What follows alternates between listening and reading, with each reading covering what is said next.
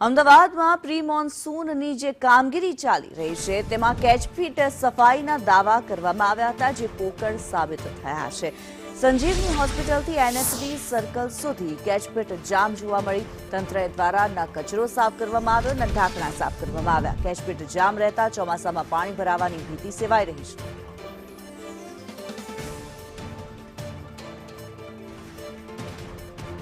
અમદાવાદ શહેરમાં વરસાદ વરસે છે ત્યારે શહેર જાણે કે બેટમાં ફેરવાઈ જતું હોય તે પ્રકારની સ્થિતિ છે તે શહેરના લગભગ વિસ્તારોમાં જોવા મળતી હોય છે અને પ્રી મોન્સૂન કામગીરી દરમિયાન કેચપીટો સફાઈ કરવામાં આવતી હોવાના દાવા છે તે કરવામાં આવી રહ્યા છે, પરંતુ આ દાવામાં કેટલું તથ્ય છે તે આ દ્રશ્યો ઉપરથી જોઈ શકાય છે। મહત્વનું છે કે આ જે કેચપીટ જે છે તેની સફાઈ કરવાની તો વાત દૂર, પરંતુ આ અહીંથી માટી હટાવવાની કામગીરી છે તે પણ તંત્ર દ્વારા કરવામાં આવી નથી।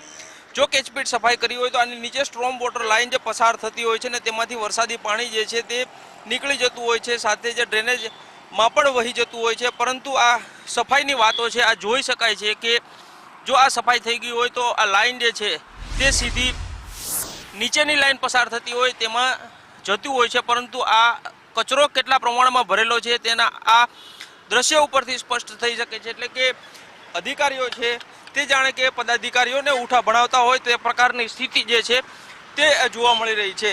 પદાધિકારીઓ છે તે દાવા કરે છે કે આ કેચપીટ સફાઈ 2 વખત કરવામાં આવી છે, પરંતુ આ કેચપીટની કેટલું ધ્યાન રાખવામાં આવ્યું છે, કેટલી સફાઈ કરવામાં આવી છે તે આ દ્રશ્ય ઉપરથી જોઈ શકાય છે। એટલે કે અધિકારીઓ જે છે તે માત્ર કાગળ ઉપર કામગીરી બતાડી રહ્યા છે અને પદાધિકારીઓ જે છે તેને હવે ભૂઠા પડવાની સ્થિતિ સર્જાઈ છે। કેમેરામેન ધર્મેન્દ્રસિંહ સોલંકી સાથે કશ્યપ જોશી, સંદેશ ન્યૂઝ, અમદાવાદ।